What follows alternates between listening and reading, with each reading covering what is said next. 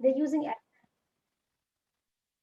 चलो वो अच्छा बोल रहा था, मैंने रिकॉर्डिंग दोबारा शुरू कर दी। हाँ okay, तो मैंने वो कहा काफी I मिस went हो here गया, to मिस हो native गया। हाँ culture में here क्योंकि I became a researcher, so I went into native culture here. I went to, because Canada is a good place for it, Toronto, so many cultures. I went to African meetings, I went to Latin, I went to Chinese. You know, I don't know if you guys know, but I practice Tai Chi, so I'm an energy healer, so I can heal people's energy. So because I do Tai Chi, it's been 15 years I've been doing Tai Chi, and yoga तो मैं करती ही हूँ. So I just wanted to learn a new system that is not Indian anymore, because there's no energy healing going on in India. But here you hear it now. So, but it began with us because Chinese came to India and they learned it from India. And Bodhidharma, when he was in India, in South India, he took it from India to China and he taught them there. And Bodhidharma went a step ahead of Buddha. I mean, I am saying that Buddha is my guru, but Bodhidharma, I mean, you should guys should check about him. He's not so famous, but Bodhidharma is himself Dhamma, means principle. You know, he became the Dhamma, following Buddha. He was Buddha's disciple. But he went, in some ways, he went beyond it. And when he went to China, उनको लगा यहाँ पे खतरा है, यहाँ पे लोग कुछ violent ज़्यादा हैं, जो सरकार है वो against है, तो he taught them kung fu. He taught them martial arts. So it was Bodhidharma who actually, उसकी cave अभी भी वहाँ पर है, where we meditated. And I want to go there somewhere just for that reason. But Bodhidharma is actually, he said, उन्होंने कहा ये east की तरफ जाएगा. And Bodhidharma came to east, which is again Jesus Christ is again a Dhamma. You know, he presented something to the Western world like never before. You know, उन्होंने वो दिखाया जो यहाँ पे बहुत unusual था. So he was that Dhamma too. You know, जो एक person वो उसको पता है सही क्या है, वो सही रास्ते ही चलेगा, वो दूसरों को सही रास्ता दिखाएगा. तो that person is God for us, for all of us, जो हमें सिखाता है, चाहे वो हमारी माँ ही हो, चाहे हमारा बाप हो, चाहे हमारा भाई हो, वो हम एक दूसरे को सिखाते हैं. सो हम सब में धम्मा है ही. इट्स नॉट अ क्वालिटी जो हमने, पर हम कनेक्टेड नहीं है उससे, या कनेक्टेड नहीं हो पा रहे. सो दैट इज ओनली, फिर मेडिटेट करके कनेक्ट होते हैं, या फिर लाइफ में हम कुछ हार्ड काम करते हैं जिससे हम कनेक्ट होते हैं, या फिर किसी के लिए कुछ करते हैं. It can come from many ways. So you never know कहाँ से आ रहा है, मतलब कविता की तरह ही है, कहीं से आएगा. तो but you have to be aware of it. वो नहीं है जागृत रहना रे नगर में चोर आवेगा, तो वो तुझे पकड़ ले जाएगा, मीन्स वो तुम्हें पकड़ लेगा. चोर वो चुराने कुछ नहीं आया है, वो तुम्हें ही चुराने आया है. So it's so many things I can talk about. So I don't know, मतलब फिर किसके बारे में बात कर रहे थे, मैं तो बीच में I lost the thread. चलो कोई नहीं, नहीं बहुत अच्छा, नहीं बहुत बहुत अच्छा. बहुत एक तो तुम्हारा प्रोग्राम रख सकते हैं अलग से, काफी मसाला है. That would be nice. I mean, I actually today presented a writing poetry class, but because you already are poets, आप सब तो लिखते ही हैं, आप तो पहले advanced level पे हैं, तो क्या कर सकते हैं? I can bring in some plays like games to create poetry. एक दूसरे के साथ poetry create कर सकते हैं, थोड़ा सा simplicity वाला, जिसमें हम थोड़ी poetry ऐसी भी कह सके जो भी बनी नहीं है, जो बन रही है, अभी process में है. ओके, तो संदीप जी बोली. बहुत बहुत ही मतलब अच्छे विचार और अनुभव जो है रखे, और जो योग है, ध्यान है, या जो मन को जो है प्रफुल्ल करने के लिए जो प्रक्रिया है जो आपने बताई है, मन को संयत करने के लिए, उसमें अलग अलग तरीके हैं, और जो आपने बताया वास्तव में जो है ऐसे तरीके हैं जो सफल हैं, उनका जो है रिजल्ट जो है हमेशा निकलता ही निकलता है. और कारण क्या है कि चाहे जो ध्यान हो, ध्यान ना तो इंडियन है, ना चाइनीज है, ना जापानीज है. ध्यान तो जो है यूनिवर्सल, आपका अपना है, यूनिवर्सल, आप अपना है. यूनिवर्सल है आपका. हाँ, या तो सबका है, या फिर आपका अपना है, और आपका अपना है इसीलिए सबका है, और सबका है इसीलिए आपका अपना है. ठीक है. विष्णु है, विष्णु का मतलब होता है वेवेष्टि व्याप्नोति चराचरम जगत स विष्णु. सांस जब तक वायुमंडल में हवा है वो सबकी है, और जब आपके भीतर सांस आ गया अंदर, तो वो केवल आपके लिए.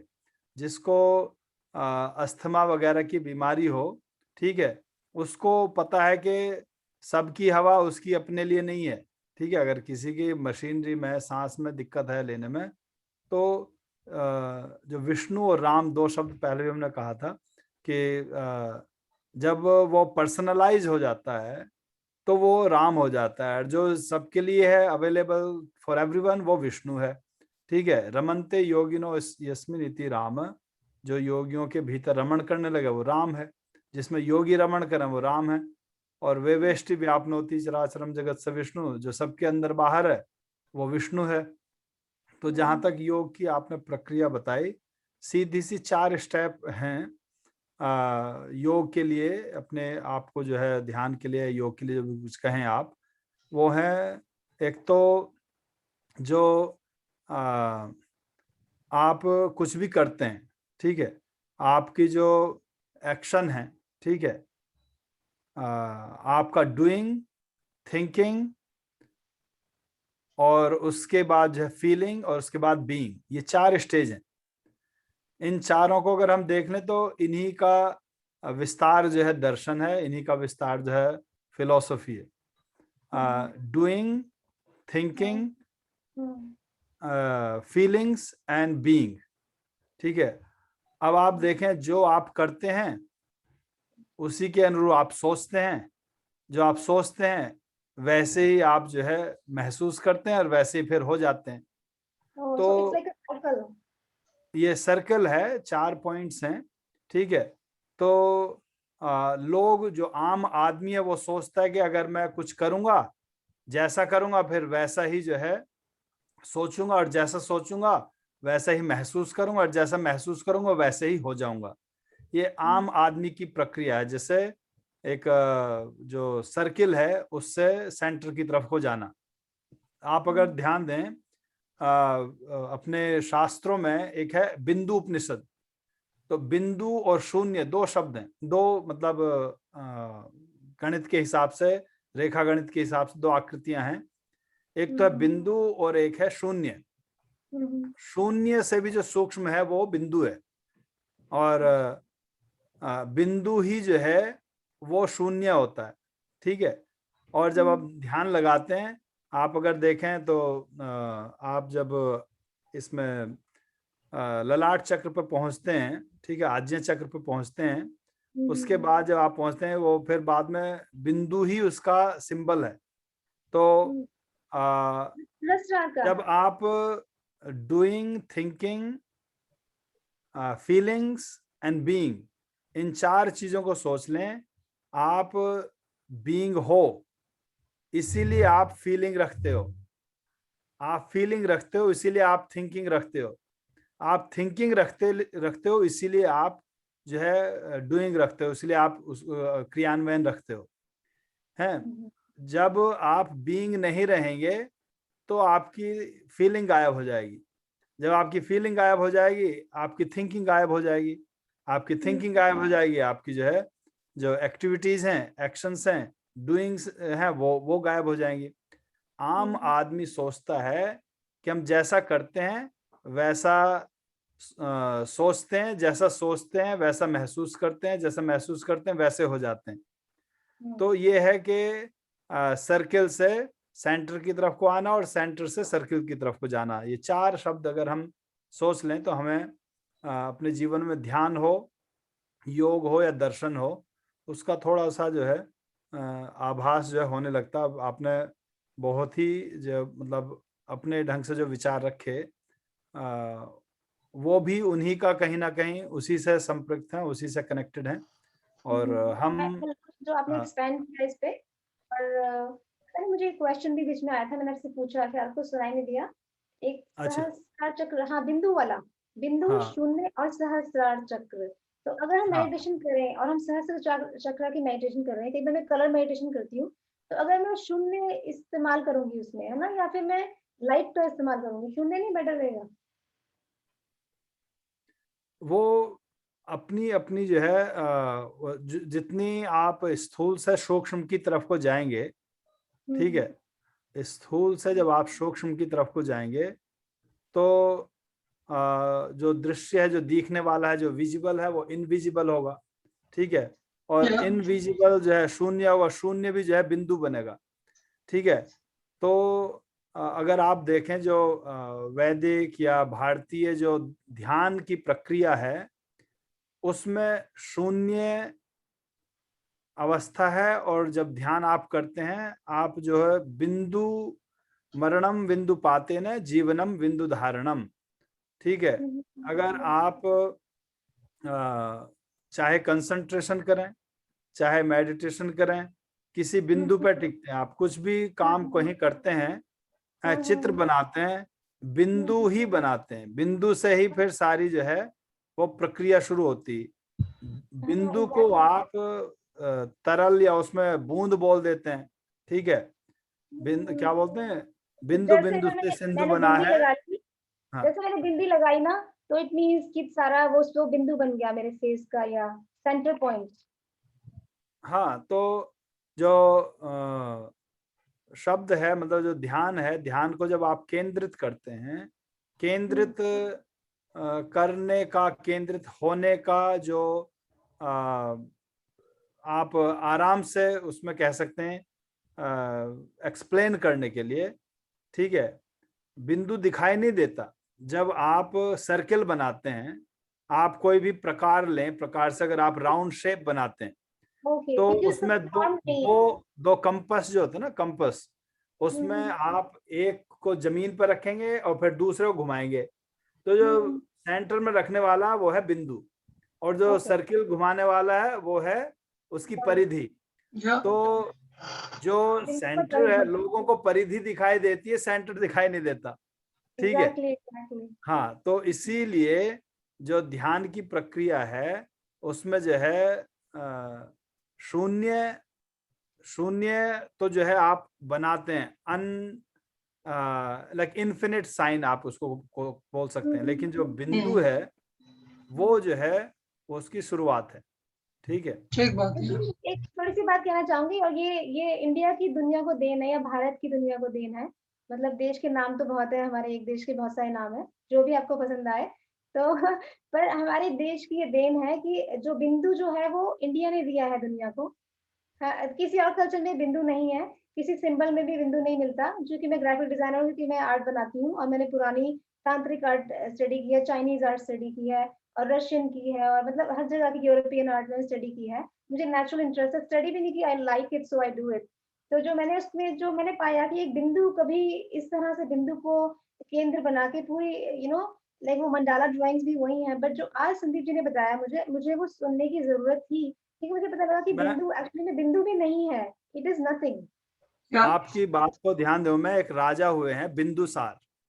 अगर आप बौद्ध धर्म का अध्ययन करें तो आप देखें चंद्रगुप्त, अशोक, बिंदुसार हैं, इनको देखें। आप अशोक हो ही नहीं सकते जब तक आप बिंदुसार नहीं हो, ठीक है, ठीक है। और शून्य, गौतम बुद्ध से शून्य मिला, शून्य से फिर बिंदुसार, बिंदुसार से फिर कहीं अशोक मिले, ठीक है। और अशोक के बाद फिर जो है बाद में कहीं आप आपने बौद्ध धर्म और उनका वो किया, ठीक है, मतलब बताया, संकेत किया। तो ये जो शब्द हैं, कोई भी जो गुरु जो नाम देते हैं, ठीक है, वो ऐसे ही बिना सोचे समझे नहीं दे देते, उनकी प्रकृति और स्वभाव को देख करके सब नाम जो है रखे जाते हैं। तो जो बिंदुसार है, लोग सोचते हैं कि गौतम बुद्ध का जो धर्म है, उसका जो शून्य, महाशून्य, शून्य समाधि जो भी है, ठीक है। लेकिन अगर आप देखें अशोक और उनके बौद्ध इतिहास को पढ़ें, तो बिंदुसार को पढ़ें और फिर पढ़ें कि बौद्ध धर्म का प्रचार कब तक हुआ, कैसे हुआ। मतलब ऐतिहासिक जो है वो तो है ही, लेकिन इतिहास में ही आध्यात्म भी छुपा है, ठीक है। अब हम कविताएं लिखते हैं, कविताएं बोलते हैं, गोपाल जी का नाम केवल गोपाल बघेल ऐसा हो, ऐसा नहीं है। इनके भीतर आपके अपने नाम के अनुसार जो आध्यात्मिकता है वो भी है, ठीक है। जैसे जो गोपाल शब्द का अर्थ है, जो मधु शब्द का अर्थ है, ठीक है, उसका जो अध्यात्म है वो भी ये जीते हैं, ठीक है। नाम के अनुरूप काम और जीवन होता है, और जीवन और काम के अनुरूप ही जो है हम नाम रखते हैं। उसमें जो गड़बड़ होती है वो उनकी होती है जो लोग फोकस नहीं है, जो केंद्रित नहीं है, ठीक है। तो बहुत अच्छा जो है विचार रखे। शायद कुछ कहना चाहते थे, कुछ मैं बाद में सुना था, लेकिन मेरी तो हाँ। बातों में से बातें निकल आती, इसलिए बातें खत्म नहीं होती। पर चंद्रा जी कुछ कहना चाहते हैं?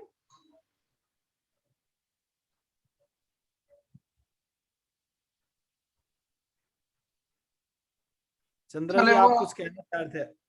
आज उनका थोड़ा तबीयत भी ठीक नहीं है और थोड़ा दर्द है। अच्छा, इसीलिए तो हम उनको कह रहे हैं कि मतलब ध्यान इनका बोले इधर उधर जाए।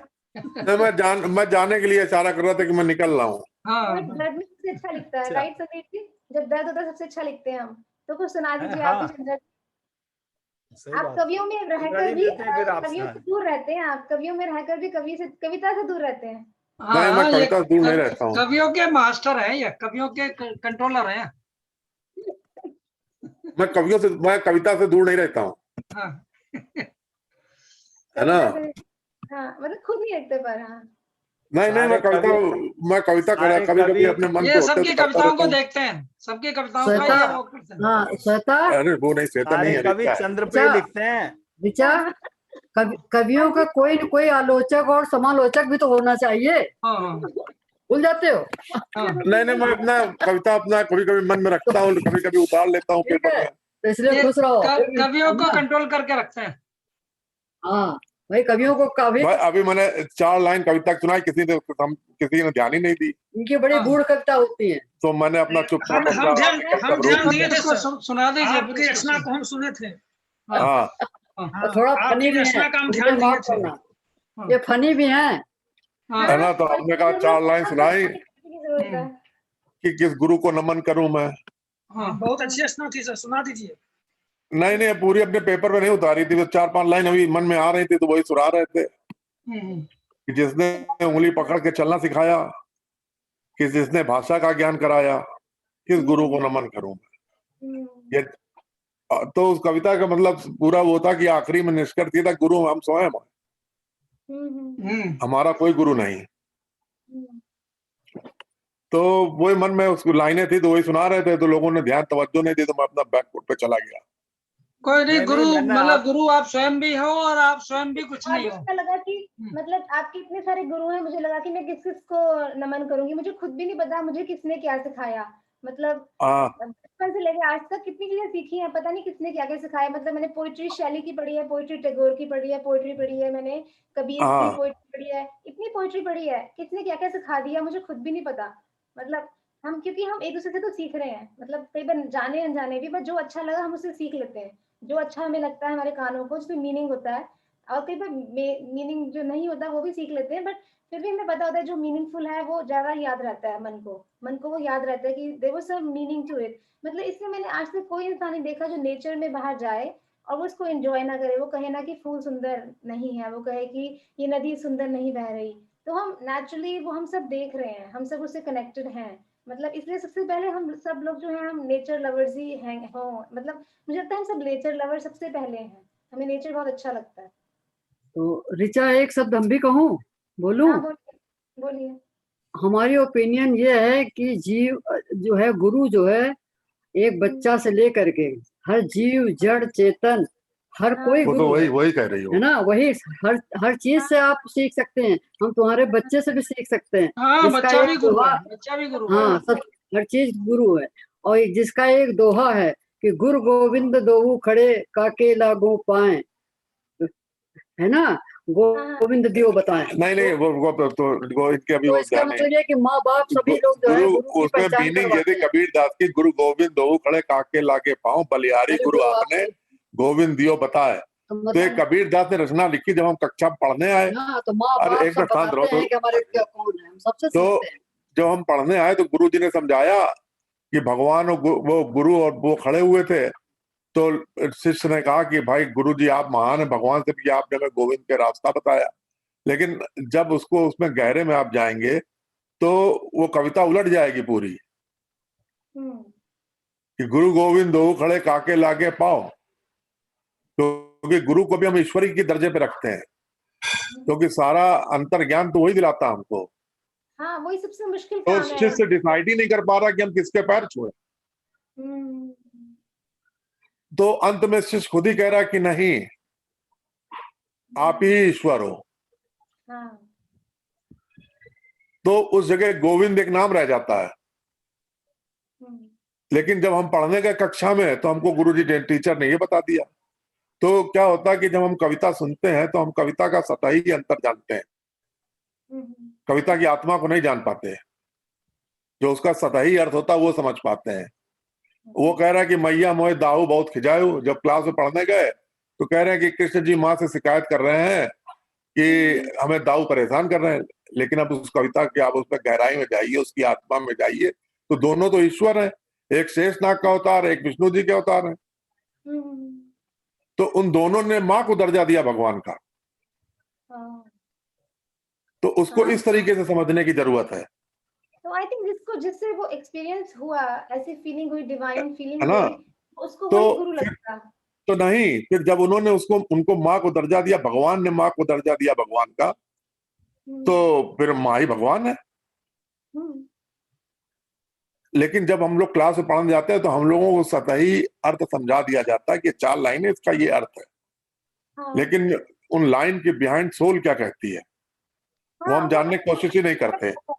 और जब कविता कोई, जैसे तुम्हारे पापा कविता लिखते हैं, तुम्हारी कविता नहीं होती, कई बार माँ भी नहीं होती, मतलब वो भी इंसान ही है, बट कई बार वो होती भी है कि वो हाँ गुरु है वो नहीं। है। अब जैसे पापा कविता लिखते हैं तो उसको सामने से हम सुनने जाते हैं तो वो समझ में आता है, एक सिंपल सी लाइन की तरह आ गई। लेकिन जब उसके पीछे जाओगे कविता के तो लगेगा कि ईश्वर की आराधना कर रहे हैं। कभी उनके पापा की कविता सुनने की समझने की कोशिश करो तुम, तो उसका ऊपर के फ्रंट हटा दो तो बैक में तुम्हें यही मिलेगा कि वो ईश्वर की आराधना कर रहे हैं। ऐसे मतलब जब वो करते हैं तो he goes so into it, he enjoys it, है ना? तो चाहे वो बाल्यकाल पे लिखी हो, चाहे किसी पे लिखी हो, और जो रचना करता है, रचनाकार हमेशा ईश्वर ही होता है उस चीज का जिसकी उसने रचना की। और जो जिस चीज की रचना हो जाती है उसका अपना एक भाग्य हो जाता है। ईश्वर ने अगर हमारी रचना की तो हमको एक भाग्य भी साथ में दे दिया, लेकिन हमने कोई रचना की तो हमने भी उसको भाग्य दे दिया। हो सकता है कि वो बहुत ज्यादा जानी जाए, बहुत ज्यादा लोग उसको वो करें, हो सकता है कि वो ऐसे कूड़े में पड़ी रह जाए। हो गई आपकी रचनाएं बच्चों की तरह हो गई, है जैसे ना? उसने कहा था ना, जावेद अख्तर ने कहा कि मतलब मैं तो अपनी रचनाएं मेरे बच्चों की तरह है, मैंने करके छोड़ दिया, कोई सुनता है कुछ नहीं, करता है वो। मेरी बात समझने की कोशिश करो। रचना है बच्चों की तरह नहीं, रचनाकार हमेशा ईश्वर होता है। अगर वो भट्टे का कर्मचारी है, ईंटा उसने बनाया तो ईंटे का वो ईश्वर है। उस ईंटे को जब उसने बना दिया तो ईंटे का भाग्य भी निर्धारित हो गया कि उसको चर्च में जाना है कि नाली में जाना है। चाहे वो भगवान ने रचना की हो हमारी या हमने रचना की किसी की, तो भाग्य मुझे लगता है थोड़ा सा मैं डिफर तो करूंगी, भाग्य का निर्धारण रचनाकार के बनाते ही हो जाता है। वो कभी भी बदल सकता है। तो आई डोंट नो, मतलब मैं एग्री करना चाह रही हूँ, पर मुझे थोड़ा सा लग रहा है कि भाग्य जो है वो भी मोमेंट टू मोमेंट बदल रहा है, हमारे कर्मों पे, हमारे उस पे बदल रहा है वो, मतलब वी कैन नहीं, वो तुम सही करे, लेकिन पहले इसको, इस बात को इस तरीके से समझो। हम जो बताने की कोशिश करें कि कोई भी अगर रचनाकार है, हम किसी चीज का भी निर्माण कर रहे हैं, तो जिस चीज का हम निर्माण कर रहे हैं उसको अपना एक भाग्य भी दे रहे हैं। ईश्वर क्या करता है? ईश्वर ने मानव की रचना की और ईश्वरी के उससे जब आने लगा तो आज बच्चा भाग्य लेके पैदा हुआ। एक 6 साल में चला गया, एक 60 साल में, एक 100 साल में। तो भाग्य का निर्धारण रचनाकार ने कर भाग्य का निर्धारण रचनाकार ने पहले से कर दिया। तो जैसे हमने कविता लिखी या तुमने कविता लिखी, मान लो अब तुम्हारी कविता डस्टबिन में जाएगी क्या उसको 500 लोग पढ़ेंगे? तो तुमने उसका निर्धारण स्वयं कर लिया है। डिपेंड करता है, if you market it well तो वो पढ़ेंगे, अगर मार्केट चाहे जितनी मार्केट कर लो, चाहे जितनी मार्केट कर लो, कोई नहीं पढ़ेगा। हाँ, ठीक बात। I don't think so. I disagree with it, क्योंकि मुझे लगता है सबने अपनी इमेज बना के, दीपक Chopra is selling so well. किसी ने सोचा होगा दीपक चोपड़ा इतना फेमस डॉक्टर होने के बाद he's selling as a spiritual guru. तो what is the connection? But he sells himself well. Like look at him. उसने अपना कैरेक्टर बनाया ऐसे, Indian intellectual. उसने कुछ नहीं बनाया। ये हमारी सोच है कि उसने कुछ बनाया, उसने कुछ नहीं बनाया। उसको परिस्थितियां ऐसी भगवान ने ही। To people in movie industry, they create an image of everyone. Like I was talking to a guy who does voice modulation. वो 100 लोगों की आवाज निकाल सकता है बंदा। उसने मुझे अमिताभ बच्चन की आवाज, और वो चंडीगढ़ से हैं। रिसेंटली मैं उनसे मिली थी, देवी जी हैं वो, उन्होंने काफी फिल्मों में पंजाब से हैं, उन्होंने काम किया है। तो वो कहते हैं जो हर पर्सन है उसने अपनी एक इमेज बनाई है मूवी इंडस्ट्री में। हेमा मालिनी है, जैसे वो बोलेगी, उसका बोलने का स्टाइल है, it's all an image making. So he said जो भी है देखो, वो मिमिक्री की कला उसने डेवलप की कला उसको भगवान ने दिया। नहीं, उनकी बहुत लोगों ने हेल्प की है, बहुत लोगों ने उनको कपड़े पहनना सिखाया, कैसे बोलना पहनना सिखाया। So we are impressed by Bollywood. क्यों? क्योंकि बॉलीवुड में जो एक बंदा है, शाहरुख खान जो है, वो ऐसे करके आपको देखता है, ये भी उसको किसी ने सिखाया है, ऐसे करके वो भी किसी ने सिखाया है। इट्स नॉट हिम जो गा रहा है, कोई और गा रहा है। So it's an image building, you know.